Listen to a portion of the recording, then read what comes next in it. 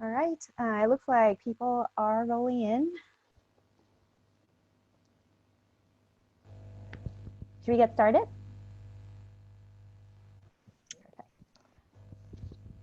Hi, everyone. Thank you for joining us today. Today's webinar is a discussion on private credit investing, what it is in the context of small business, why it's the most interesting barometer of startup and small business health, and how to get exposure to this asset class in your portfolio. Just so everyone knows, this webinar is recorded, and we have a Q&A chat box where you can type in questions for your panelists. I'm Shaw. I run Flywheel, the revenue-based financing business of Hustle Fund, providing revenue-based financing to early-stage startups, 5 million revenue and under. And here with me are veterans in the fintech world, Kathryn Petralia, co-founder and president of Kabbage, small business lender, and BJ Lackland, CEO of Lighter Capital for 7 years, a revenue-based financing provider to SaaS companies, and Sam Heshmati, host for today, Senior Managing Director at First Republic Bank. And with this, I'll let Sam kick off the intros. Yeah. Just a little bit of background on myself. I've exclusively essentially been working with early stage startups and folks in the venture community for about 18 years now, and help lead up an early stage team at First Republic, spearheading a lot of the efforts around just the early stage practice for First Republic. And so thrilled to be here. I'll pass it to Kathryn to give her background as well. Hi, Kathryn Petralia. Kabbage historically has been a small business lender focused on providing real-time access to capital to the smallest of small businesses. And just to put that into perspective, and not to give too much academic foreground, there are 32 million small businesses in the US. Roughly 90% of them have fewer than 20 employees, 80% have fewer than 10. We're serving that long tail of small businesses. We also have cash flow management tools like checking accounts, charge card products, and payment processing for small businesses. We've deployed over $10 billion to 160,000 small businesses over the last 10 years, not including PPP, which is a totally different ball of wax. And I'm BJ Lackland. Oh, sorry, go ahead, Sam. No, I was just gonna pass it to you. All right, I'm BJ Lackland. I was the CEO of Lighter Capital for about 7 years, a tech-enabled lender doing primarily revenue-based financing for tech startups, SaaS, digital media, things like that. Previous to my life before that, I've been a VC for about 5 years, was CFO of a public company. I've always been on one side or the other of financing startups, really. But at Lighter Capital, which is most relevant for this, we did about 650 financings, anywhere from 50K to millions of dollars per startup, and primarily revenue-based financing, much like Shaw's is doing today. Great. Well, thank you everybody for the intros. I think it's a nice segue to kick things off. And again, if there are any questions, feel free to post them, and we'll try to make sure we address them real time, or if there's any specific topics that we're touching on that you want us to dig into, we'll try to do it real time. We will go through this, let's say 25 minutes or so, I think, of just the panel members themselves. And then just rest assured, at the end of all this, we will open it up for questions as well, direct questions that folks can ask. So with that, maybe just to kick things off, I mentioned that I was that I've been working with early stage companies for about 18 years now, many of those years as a lender. And so one of the things that we've noticed, and I spend a ton of time educating early stage founders around actually the topic of debt and what's available. And oftentimes I get asked the question, or people will tell me, they'll say, hey, look, I'm not ready to raise any venture money, or I don't want to right now. I love to take out a debt facility with a bank. There's a misconception that banks can do a lot more, I think, at the very, very early stages than they can. Outside of a couple products, there generally isn't a lot there until you've raised venture money. And so what's great now is we are seeing an emergence of fintechs, and the members today here ready to chat about it are filling a need that historically a gap, I would say, that has existed in the market. And so traditional banks view it and they assess essentially the track record of the company, the profitability, et cetera, et cetera. And if you look at startups, anybody that understands the startup world knows that it takes quite a bit of time to get to the point where you can actually underwrite to the company metrics themselves. So the next question is, well, then how can anybody take out some form of debt when they're not a profitable business, or they haven't actually been for, let's say, a couple years? And that's when we look at it and say companies like Kabbage, Lighter Capital, Hustle, Flywheel have all stepped in to essentially fill this gap. And I think that's the gap that we're gonna focus our attention on primarily today. But I think it's important not to ignore the elephant in the room and the times that we're living in and the impact it's potentially had on a lot of the businesses at the early stage. So I think we'd like to kick things off here by digging into maybe the state of the market as a whole. Many of you are aware that the CARES Act went to effect, I want to say a couple months ago now. And some of us were quite busy with the whole PPP solution and trying to get some short-term solutions in place for our companies that we're going to get them over the next, let's say, couple months. But again, that's a temporary solution. So I think the question now is, where does the market sit? And where do we go from here? What solutions are out there that are going to be stickier longer than a couple months? And so maybe with that, Kathryn, I can start with you to have you maybe provide your perspective of what you think the state of the market is and what's top of mind for you, just with respect to the credit markets too. I think, I mean, we come from a slightly different perspective because we have typically focused on, again, these really small businesses that generally don't necessarily have access to lines of credit or debt capital from their banks. As much as the banks would like to serve them, it's hard for them to do so, either because they're very small or because there isn't enough history for them to be able to do that. But we're seeing a lot of, I would say, just fear and confusion in the market right now with small businesses, including those who have banked with and worked with large institutions as well as with Kabbage. 95% of the folks of the 140,000 PPP loans we approved have come from people we'd never met before, brand new customers. So the people are a little bit afraid. They're a little bit concerned that maybe the government's not going to forgive the way they said they were going to forgive on PPP. They're a little bit concerned that that things may not stabilize. And I think that's actually an important topic for this conversation is, do we think we're, just because the primary quarantine or shelter in place orders have stopped, do we think there's a light at the end of the tunnel? Do we think that that's coming in the next 2 weeks or the next 2 months or the next 2 quarters? And I think small businesses aren't sure yet. And there's more anxiety with the new cases that are happening around the country every day. Yeah, I'd agree. And I'd probably add to that, like, totally agree with that. I'd add to that too. I think there's actually some of the same sentiment on the side of a lot of lenders out there, right? Because it's not the greatest time in the world to have had a whole bunch of money put to work as a lender and then have the economy fall out from underneath you. So I spent a lot of my time today. I mean, I used to be leading a lender, but I spent a lot of my time today talking to other lenders. And it's really interesting. I mean, obviously, we focus primarily on lending to technology companies, software companies. So it's very different than like Kabbage, where Kathryn, you guys are funding, very much broader section of the economy. But it's interesting. A lot of the lenders are certainly being a little more cautious, as is typically the case. But I think they're also kind of like waiting for the other shoe to drop. Like a lot of them have not seen such drastic losses yet, unless you either funded. There are two sort of problems that I've seen. One is, companies that are serving an industry that's been decimated, like, food service or travel. And then the other one is lenders that were caught in a structure that didn't really survive a downturn very well.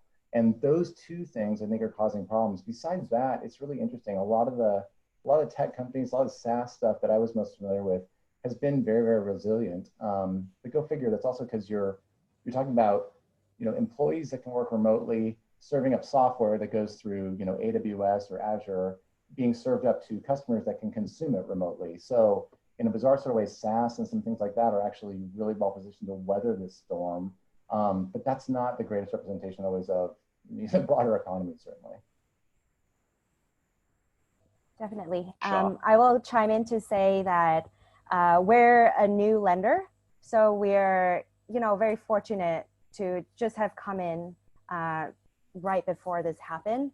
And our portfolio companies are actually holding up really well because as a new lender, we're playing really conservatively. And most of our companies are technology enabled as well. So they have actually taken this opportunity to sell more and have had record March and Aprils. So, but we'll see, right? There's a lot of uncertainty in the market. I mean, companies are downgrading their subscription plans. So we'll see how well SaaS holds up from here and how they rejigger their pricing and serve customers. But what we found is that constant conversation with our founders helps a lot to uncover what's next and what they're thinking and how they're adapting to suit the times.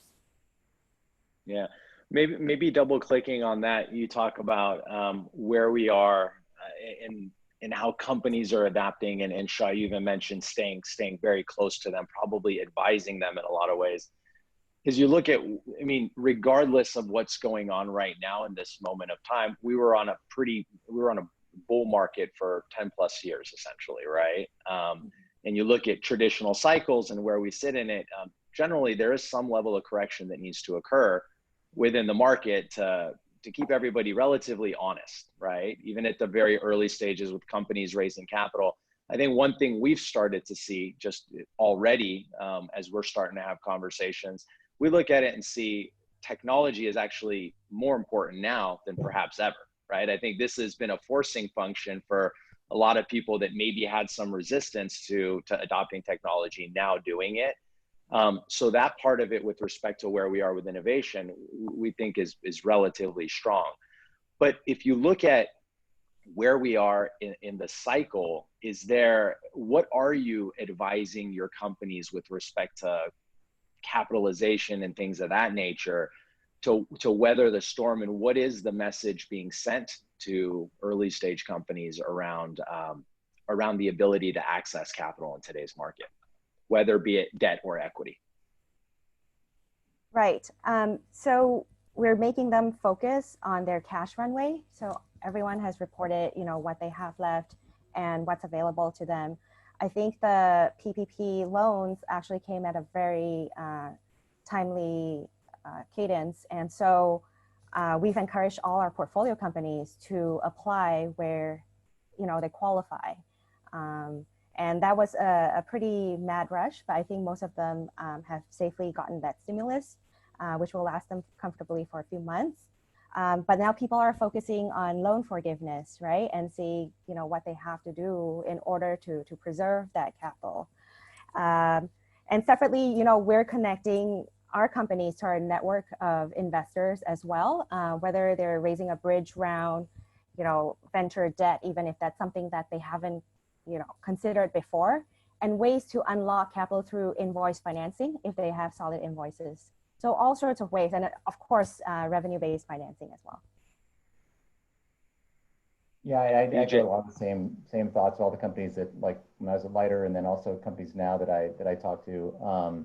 It's all about cash management, and then being creative and helping the entrepreneurs be creative with different ways they can both manage the cash and extend the runway, and then find ways to finance it. I mean, entrepreneurs, bless their hearts, most of them are not financial geniuses. That's not why they got into, making a solution to change whatever market they're going after. They're usually problem solvers who know about a certain problem and want to go and build a company around solving it, but they don't really know a lot about finance and such. And so I think this is an opportunity for, those of us that do live in that financial world to come forward and help a lot of these small businesses figure out, what are smart ways to get money, what's going to be a long-term problem, what's going to be a shorter-term problem, and then, how do you manage your cash to go and make sure you survive? Exactly like Shah said, it's all about runway and being creative about how you extend that runway to sort of live through this. Kathryn? Well, our customers are a little bit different. They're much smaller. So, I think they fall more into the category. You've probably heard this many, many times about the number of US consumers who don't have $400 saved up for an emergency. The smaller businesses, which represents most businesses, they don't have a bunch of money saved up, and they relied on their lines of credit that they had, if they had one, from companies like Kabbage. So the PPP was really a lifeline for them. And they are being really, really incredibly resilient and creative about ways that they can conserve cash and ways that they can stay in business. We're seeing a lot of folks who are in retail starting to sell their products online. Shopify is really growing because of all the businesses that had retail storefronts who are moving into digital because they need to get rid of that inventory that they had in their store. So I think that as we move out of this crisis, then, you know, there's a huge opportunity for folks who were able to serve whatever the market is, whether it's venture-backed startups or whether it's really small businesses, whomever it is. There's a huge opportunity for old and new providers to, you know, maintain those relationships and to help folks, you know, make it to the other side. There was a survey I saw on Finextra, I don't know if you get that newsletter, and it said that 40% of businesses said they wanted to change their bank because they were so unhappy with the service they received through PPP applications afforded under the CARES Act.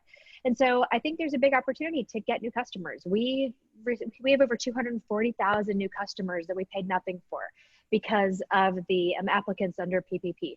And so maintaining those relationships is super important. Right on. And you touched on businesses, commerce businesses moving online in a lot of ways. So there's an adjustment, a real time, and I think it's happening very quickly because it is what's needed to be done to essentially weather this storm, right? A lot of those businesses going online, it is a slight tweak to even their business model, right? And if you look at them making this change and potentially needing some support along the way from a capitalization standpoint to make the change, oftentimes, let's say VC money might not be available. Can maybe the three of you walk through what debt solutions exist in the market for early stage companies to essentially get to a point where they are VC fundable at the end of the day, right? With traditional institutional money. And maybe we'll start with you, Shaw. Yeah, so I look at an earlier stage than BJ possibly. At Hustle Fund, we look at both consumer as well as SaaS companies.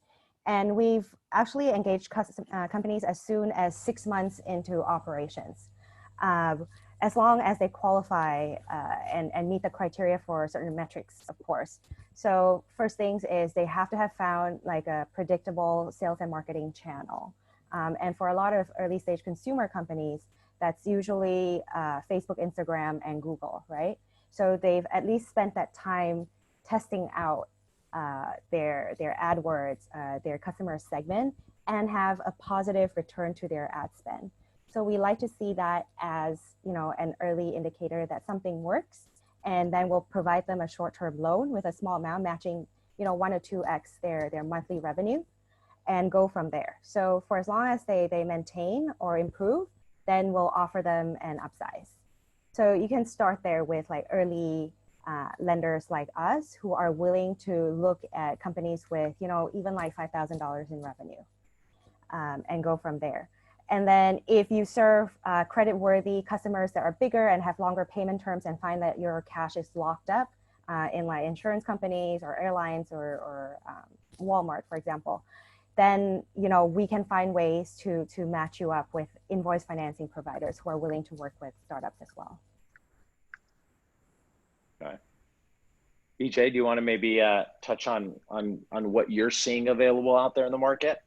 Yeah, I mean, I think right now what you're seeing, like you were talking about the VC world, and I think a couple of things to sort of put that in perspective. One is, you know, VCs historically fund about 1% of startups. So, you know, for most of the world, VC is just 2 letters, not really something that's meaningful to them. A lot of companies do, especially in the worlds that are a little more akin to like what Shaw and I are accustomed to funding. I think probably more than Kabbage's, Kathryn's like audience of customers. They do think about growing to the point where they might go and attract VC. Some of them do. I mean, at Lighter Capital historically, we funded companies that were almost all not VC backed.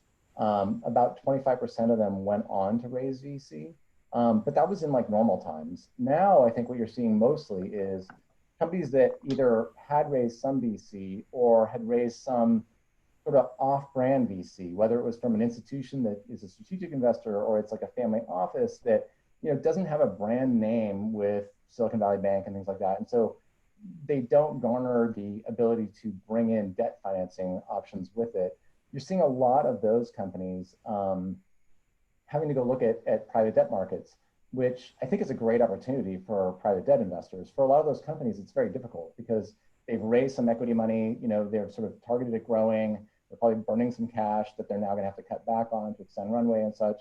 But I think it's a great opportunity for a lot of debt investors to go look at that, because a lot of these companies are really very, very viable as long as they can cut down their burn a bit and sort of conserve enough cash and be realistic about it. There's a lot of opportunity there for private debt investors to, I think, do really well in this environment as an investor. For a lot of the companies, obviously, it's a bit painful because they were expecting to go on and raise further rounds of financing, or whether it's angel or VC, or even from some of the private debt investors that today are feeling like they need to tighten up. There's a lot of that going on as well. So I'd say sometimes VC can be a little bit of a very attractive draw, but in reality, it doesn't actually come into play for most companies out there. Most companies have to sort of make it on their own for in other sorts of ways. Unfortunately, there are some things like revenue-based financing. There are a variety of interesting structures that are coming up, whether it's royalties or multiples of invested capital, things like that that are coming up. And again, this is mostly in the tech space. So I think, Kathryn, you probably have a really different perspective on it, which would be great. My perspective is actually kind of funny because I'm on both sides of that equation.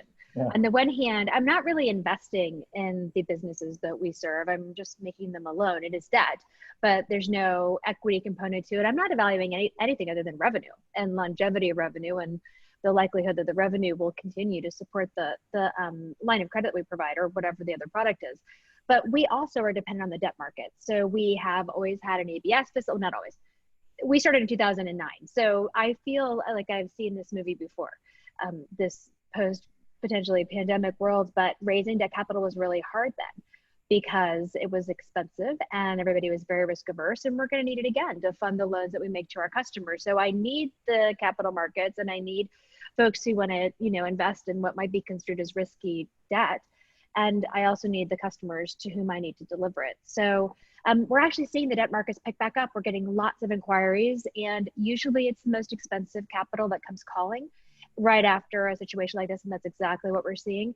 But to me, I get a lot of hope because even the most expensive capital wasn't interested in what we were doing 10 years ago, but we were brand new. So now we have a lot more experience under our belts that we can bring to bear. So I feel pretty comfortable that by Q4, we're going to see things looking a little bit the way they were before, maybe a little bit more expensive, maybe a little bit less money, maybe the rating's not quite as good from an ABS perspective, but I see the light at the end of the tunnel, and I don't think it's a train. Yeah. Right on. To add on to BJ and Kathryn, thanks, Sam. I think what we recommend our companies do, and it's probably a faster way to get equity and debt capital, is angel investors, of course. And we recognize that, in these times, if somebody hasn't met you before in person, it might be difficult. But angel investors, can write checks quickly and are very opportunistic. So these are good times and probably very attractive valuations and opportunities for angel investors as well. Yeah. Look, I agree in a lot of ways with respect to where we are in the market and the opportunity to invest. In fact, if you look at even VC funds, and this is the beauty of working from home, you hear doorbells ringing in the background during a webinar. So apologies for that. But if you look at where we are and just generally even investor performance, oftentimes it's during this period, right? I mean, this is probably going to be a great vintage year for a lot of VCs. And so as we evaluate things on our end, and we've had conversations with a lot of folks, we fundamentally have seen a lot of inbound requests for debt, right? A lot of people don't understand what the market offers. They just basically want something to get them to that next inflection point. We've also noticed that within the venture community, I think the bar is going to fundamentally get higher for investing or acquiring venture capital money in today's market. We saw in 2008, 2009, the RIP Good Times deck, and then we saw a memo this time around from the same investor, I'll leave them nameless, but in the market talking about the fundamentals. And I think what the message that we've seen coming out of situations like this is fundamentally, look, you have to buckle down. You have to be very disciplined investors, or disciplined entrepreneurs, and you need to focus on fundamentals, right? And so when you talk about revenue-based financing and things like that, I think it becomes a more natural solution in the market for early stage founders that are maybe on a path to getting equity capital, aren't there yet, and can only borrow if they're performing. So it de-risks that type of lending to begin with in the bigger scheme of things. And so I think everything you guys have said is consistent with what we hear even from the venture community. Capital is still flowing. And I think to Kathryn's point, even equity investors, like, people are investing money. They haven't stopped investing. I think people are very excited to invest money, but the standards in it to get that money are up a little bit, right? And I think it's going to separate the strongest entrepreneurs who do go back to fundamentals and focus on building a good company and not just focused on pure growth at the end of the day. So I think that's consistent across the board. But one thing we're talking about here, and I want to focus on maybe Kabbage for a second here, Kathryn. You talk about coming online and the number of companies that you guys are working with, right? And we're in a world where data is everything. And maybe this is something BJ and Shaw, you are both tracking as well, but how are you leveraging data collection and things of that nature to help analyze and provide additional kind of capabilities on the underwriting process side of things to be able to maybe do things where folks weren't able to previously or historically be able to do that? Yeah, we've always required that our customers give us access to data in order to have a line of credit with us, and including the new products that we've offered. And we've been able to do the same thing even with the PPP applicants with respect to connecting their checking accounts. So when we started in 2009, none of this data was available. Even historical revenue data wasn't available, and it certainly wasn't available from like pre-downturn businesses. But what we've been able to build over time is a model that helps us predict revenue performance for businesses. And because we've stayed connected to, and we have, gosh, like over 3 million data connections to our 150,000 customers. Is probably more than that because of PPP, but it enables us to understand, like, within sectors, within geographies, by industry, by age of business, by lots of different views, we can understand how businesses are performing and how they're likely to perform. And we even have an index you can view on our website that helps, that you can use that to compare data over time by industry. And that has proven really valuable for us. And Brex isn't on this panel, so I'm just going to bring him up and we can talk about them because they're not here, but I actually have a Brex card for another business that my co-founder and I started. And we didn't have our data connected for 9 months. We just were curious about what would happen. And so they basically kept saying, hey, wouldn't you like to connect your data? We're like, not really. And our line of credit stayed the same, and we still have a connected data. They still would really like us to, but it puts them in a really difficult position because they're blind. For all they know, we have $9 million in our account, or we have $90 in our account, but we have the same line of credit that we had before. So requiring our customers to give us access to data has been really important in managing risk. And so we're excited about being able to take the data from this experience. Not excited about the fact that we had it. I would rather have not had a pandemic, but we think that we're going to be able to do some really cool things with predicting performance in the future. And Sean, BJ, how have you guys viewed it? The data side of things. I can start. Yeah, I think, I mean, at least what I understand from Kabbage downside, I don't think there's anybody that had technology quite like Kabbage did in terms of really, the computer funding and things like that. I mean, it was very laudable. You guys put that together. I mean, at Lighter, we were always sort of half in the private debt, manually underwritten world and half in tech enabled. I mean, our average check size was, getting close to $400,000, and we'd often put, over $1 million per company. So we were happy being a little bit more manual, but we still automated a lot of the process and used a lot of these tools that you can use. So bringing in, automated bank account access, obviously accounting data, LinkedIn data. Like we run all kinds of data and stuff that way. We spend a little more time actually like looking at the data and spending some more human time on it. Partly because, just the size of the loan is large enough that it actually could economically make sense. Where obviously for Kabbage, you guys had to like automate everything, which is impressive. But I think that access to that data really helps a lot if you've got a fintech platform that you can build and go and do all that. I think if you're an investor that's looking at this and saying like, how can I get involved in this market? You're a little bit stuck with like, where do I, I'm not going to go build a platform like a Lighter Capital or Kabbage, obviously on my own for my family office or credit fund or something like that. So the question is like, how do you go and use some of those tools? And there are some online tools that you can go use that will help some of this, I think. And in reality, at least the way we looked at it Lighter, there were really kind of two uses of these tools. One was underwriting, like getting a picture of the company and saying, can I go fund this company fundamentally? The second one was really kind of fraud prevention, like, hey, I've got all this data about them and I'm making a decision about whether I can fund them, but do I actually believe this data or not, right? And so a lot of that same thing, like a lot of it was pretty straightforward things, like looking at the accounting data and does it match up with the bank data? If you've got things like that match up, you can do pretty well in terms of fraud and such. So my point is, it can be hard to access if you're just an individual investor, but I think that working with a fund or working with a company that like a Kabbage or something like that that's doing this kind of funding, a lot of times you can get the benefits of some of that technology. Yeah, both Kathryn and BJ, made really good points on this. And just to add on a little bit more, I think the most scarce resource for a founder is time.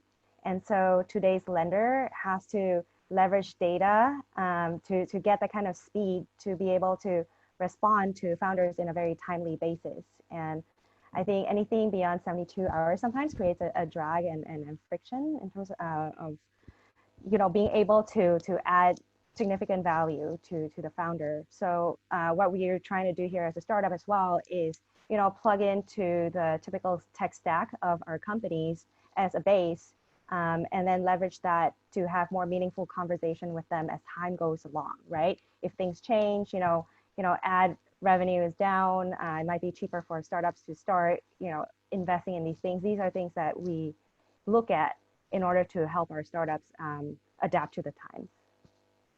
Got it.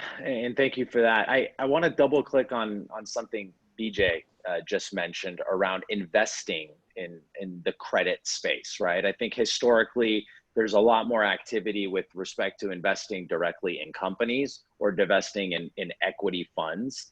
And I'd say there's a smaller pool, and I think a lot of it comes to, one, the options that were out there and perhaps the awareness of being able to invest in credit solutions. Just a couple questions. Number one is, how do you think somebody goes about evaluating and investing in the credit side of things rather than the pure equity side of things? And then I'll just add on to a second piece of that, because there is a question that came in. And the question is, if you are able to, and there are positive, things and access to invest in the credit side, what's better? Investing in the credit class or the equity side of things? I think somebody's trying to understand which one's less risky, so to speak, or a better investment. Maybe you can touch on both parts, and maybe since BJ, you had touched on it, we'll start with you.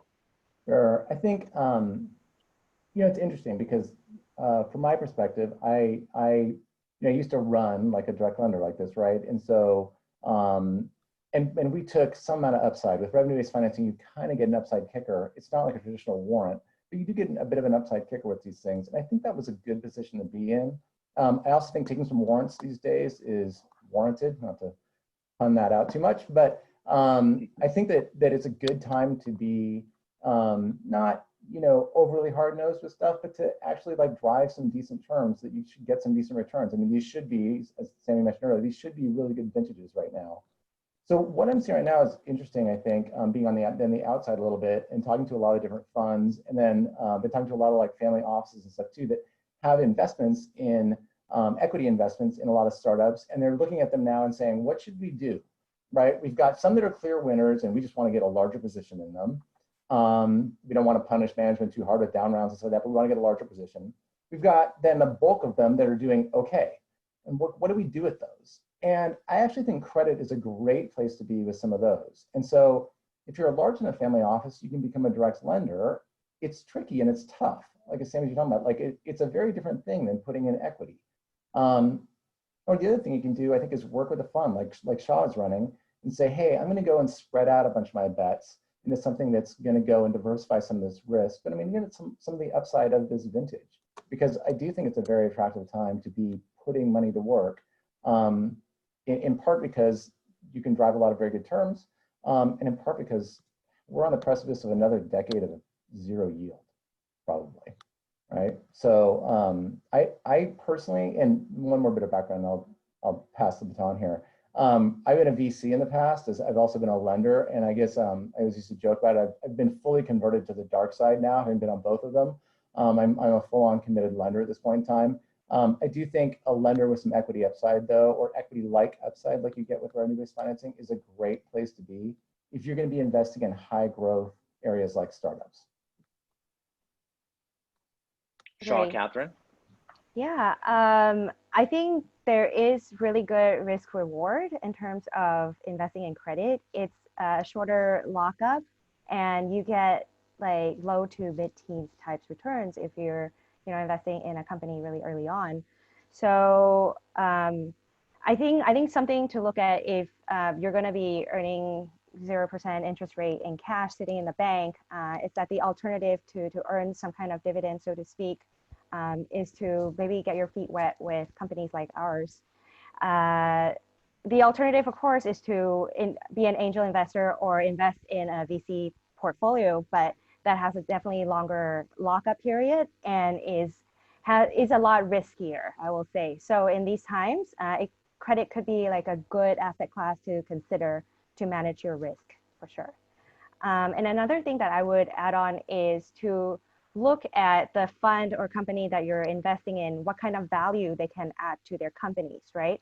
Because I think credit has also evolved in these times to not be as transactional as before. It's not just about the money. Good companies always have their pick in terms of price, in terms of the loan as well. So at Hustle Fund, we offer education to founders. We help them grow. We make them better.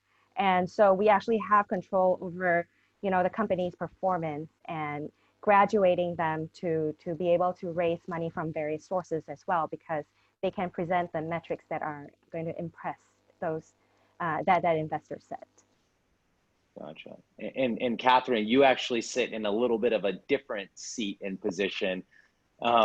We'd love to hear your perspective on this topic as well, given it's a different point of view. Well, it would be irresponsible of me not to say credit is the place to go. From a risk management perspective, even in investing in asset classes, I think is really important.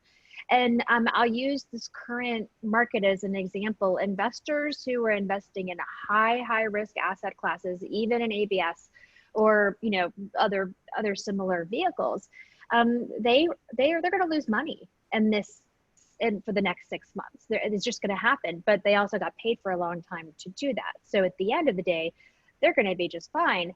But those investors who invested in less risky assets in a particular asset class, we're not going to zero in this economy. So I think it's important. And again, I'm serving a much broader swath of the population.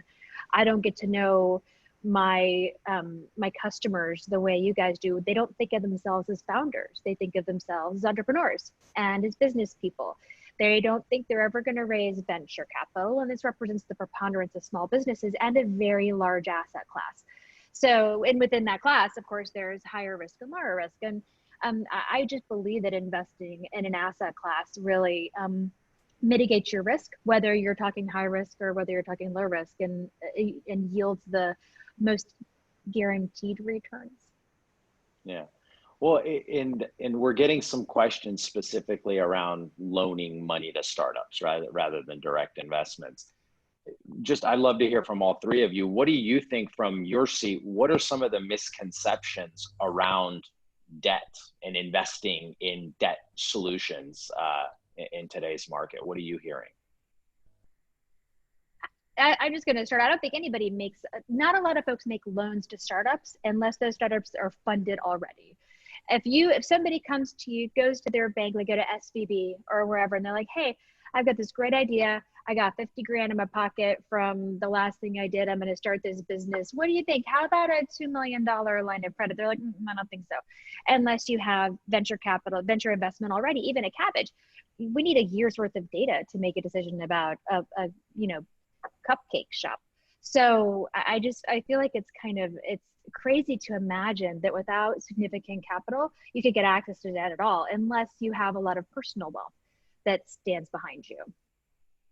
Yeah, I totally agree. I was ironically just looking at this recently, trying to add up, if you take the startup space, again, this is just the tech startup space, so it's not the broader main street, broader economy that Kabbage is serving, but just the startup space.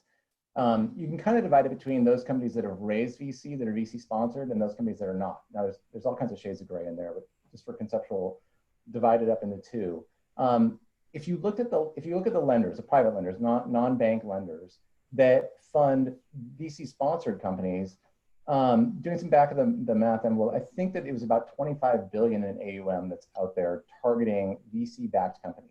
And that's not even including some of the really big funds out there that'll do it, the Silver Lakes and things like that. You're just talking about folks that will follow on a Series A, Series B type of stuff.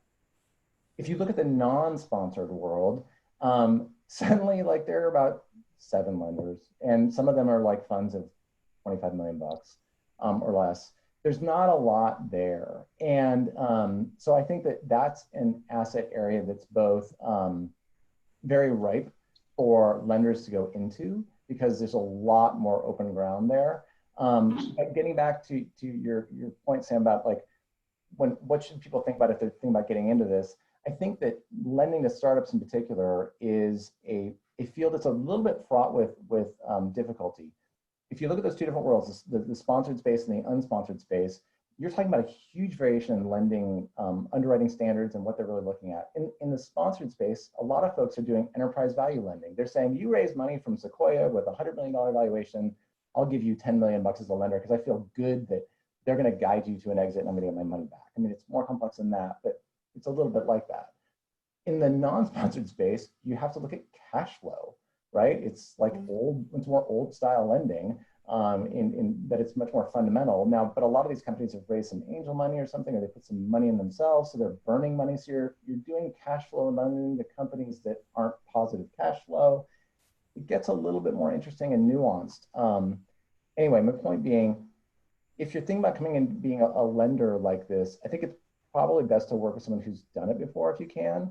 And that probably most likely means investing in a fund like Shaw's running or something like that. Because it is a very nuanced world. Even people from those different sides of the equation, the sponsored and non-sponsored in the tech space, like even people that have experience in those worlds don't really understand the other side of that world all that well. Sometimes it was at Lighter Capital, we were funding companies in a non-sponsored space. And I would go talk to, all the folks I knew in the traditional venture debt sponsored space. And they'd be like, how do you guys do this? Like, it's wacky, it's weird. So it takes a lot of knowledge, I think, to really get good at doing it and to do it in a way that is relatively safe overall and, of course, well diversified. Yeah, I will say that, startups typically, founders typically get their first money from friends and family. And that can usually be in the form of equity and debt. I think that's their first foray into like deciding what the money is being used for. I think to echo BJ, cash flow is really key here. Debt is really just all about that and how cash flow flows to you, right? And in which order. So the more transparency you can get over that, that is the best way, for you to get involved in investing in debt. I think most people's first step into investing in debt is through P2P platforms, right? Invoice financing or short-term debt financing through somebody like Lending Club. And from there, they can learn a little bit about how credit is being scored and all that. But I think we're in this business of managing portfolios of companies. And so experience really matters here. And if you're thinking about doing that, then I would, go with a manager that I really trust, with a really good thesis and willing to be very, very transparent with what their underwriting criteria is and how they pick companies. You know, actually on that topic, when you talk about investing in the debt side of things, right? And I think about it at a high level as I'm viewing it here, the challenges around it. And it is competitive, even though there aren't a lot of players in the space. To BJ's point, who you take money from is very important. You want to know not even the firm you work with, the individual that you work with has a track record and experience, understanding, and they're going to be willing to work with you through some tough times. Which I think it makes it just generally tougher for any investor to just want to get in and get the best deals, right? I think more than ever, you look at capital and you say, what's coming alongside with it? Can you maybe touch on how the value added side of things, in addition to the capital that you provide, is a potential differentiator and drives impact towards you actually winning that piece of debt business and having the founder want to work with you as opposed to somebody else? Yeah, I think I'd love to answer that as a recipient of debt. There you go. Yes. Yeah, I mean, we raised that capital early on in our business, and I can tell you this was in 2009. I didn't care who you were or what you could provide because nobody else was offering it. We're like, oh my God, somebody's giving us money. I feel like right now, speaking to this audience, is a great opportunity because there's going to be a dearth, in my view, of capital available.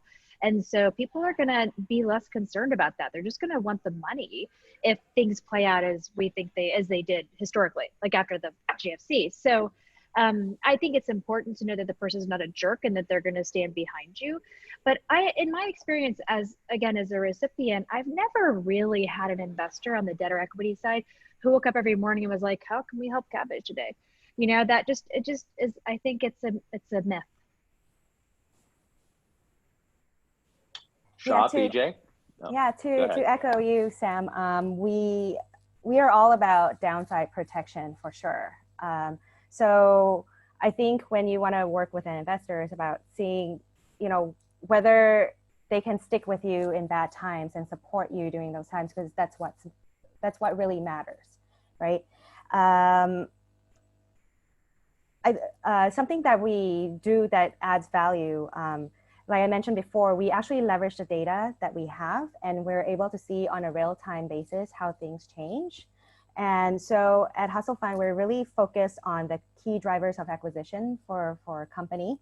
And we actually offer a growth school for all the equity and debt portfolio companies to come on a 4-week program to learn all about paid acquisition, attribution, sales strategy, and the like, in order to upskill them to the next level.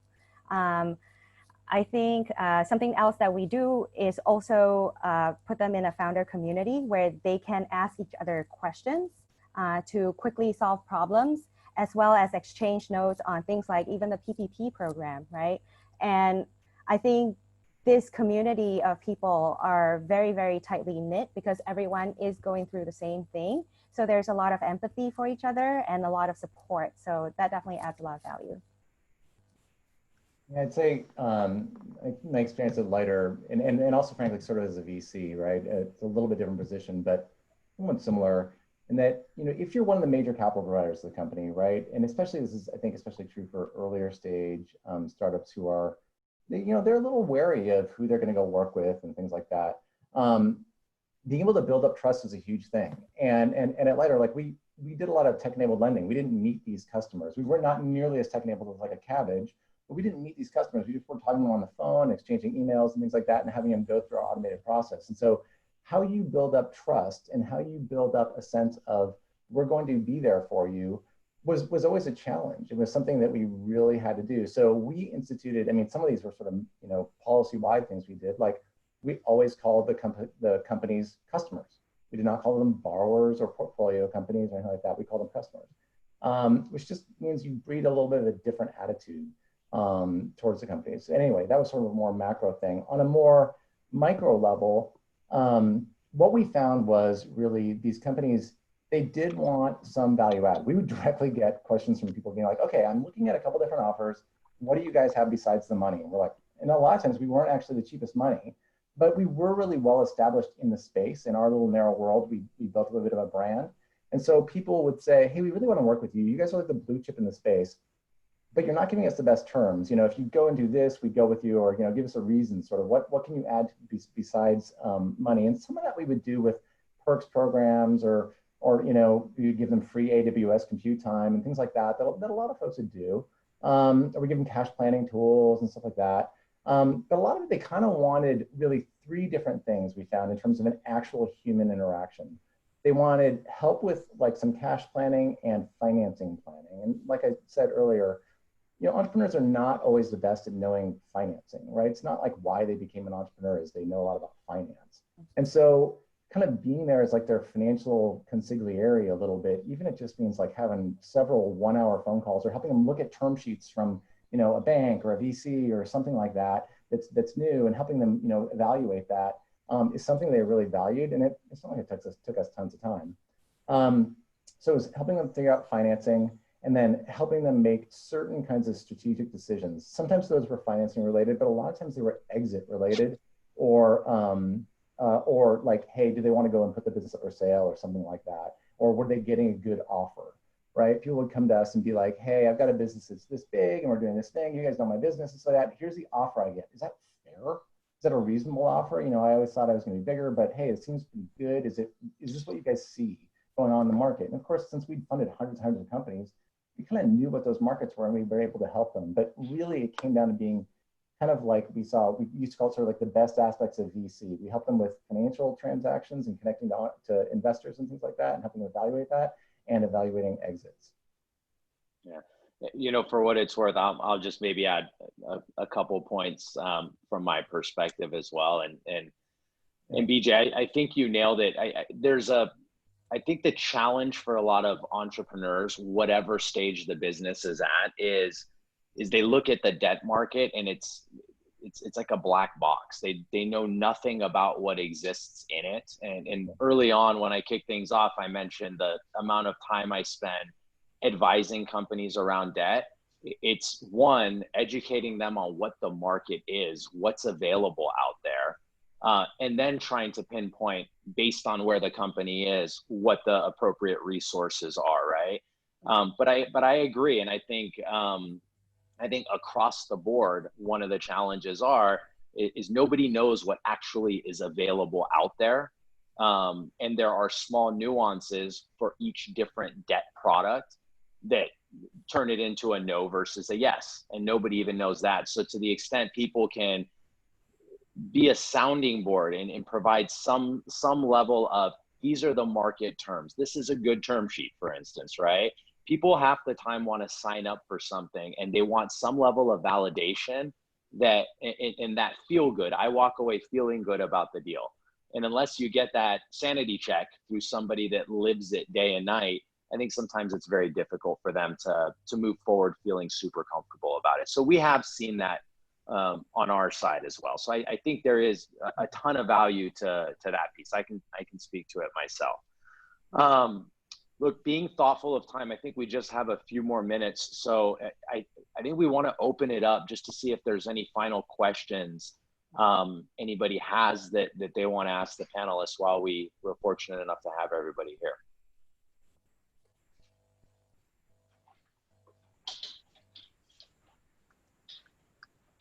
Questions? Let's see.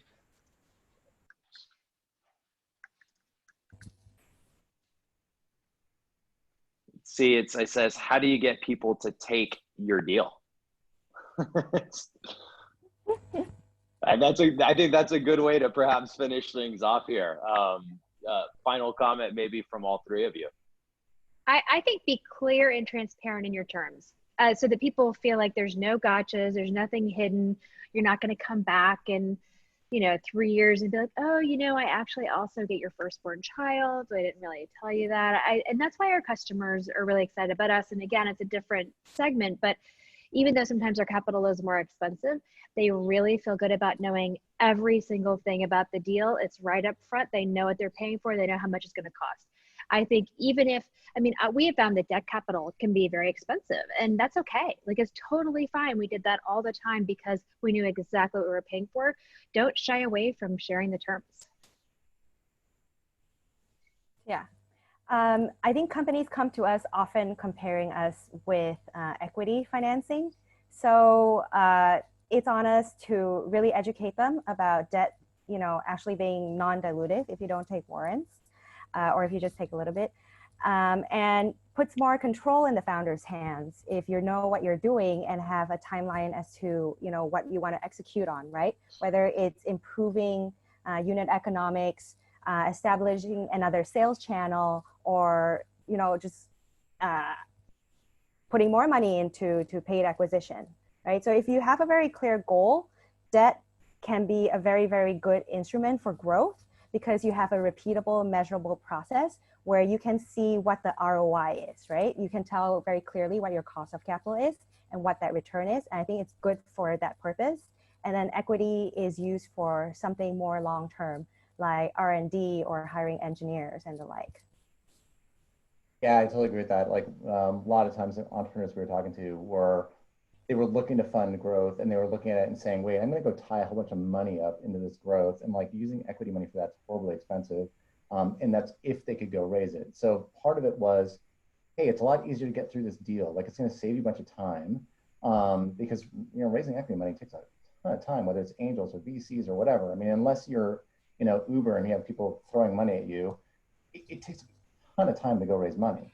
And so saving time, and then also like exactly as Shaw said, if you're going to be successful, if you're going to build a successful business, equity is the most expensive money you're going to take. It's the only money for funding certain kinds of activity for sure. But if you can minimize that dilution a bit and keep the control, that's really big. When we surveyed a lot of our customers at Lighter Capital, control and dilution were always the two biggest drivers of why companies took money from us as opposed to like equity or something like that. And interestingly enough, often control slightly edged out dilution. So sort of like the politics slightly, were more important than the actual economics of it, if you will. But I would totally agree. It's much of it in that world as a comparison versus like, what are you going to pay for equity? Right on. And on that note, I think we're at time. So I'll just say on behalf of maybe the panelists that just thank you for the Hustle team for putting this on. Hopefully the audience found it was helpful, and I'd offer up on my end, and hopefully the rest of the panelists as well. If there are any questions following the webinar, maybe shoot them to the Hustle team, and we'll do our best to answer them and pass them along. If that sounds good. Yeah, thank you so much, Kathryn, BJ, and Sam for doing this. Thank you. Our Thanks pleasure. for having us. My pleasure. All right, take care, everybody. Thanks. Bye-bye.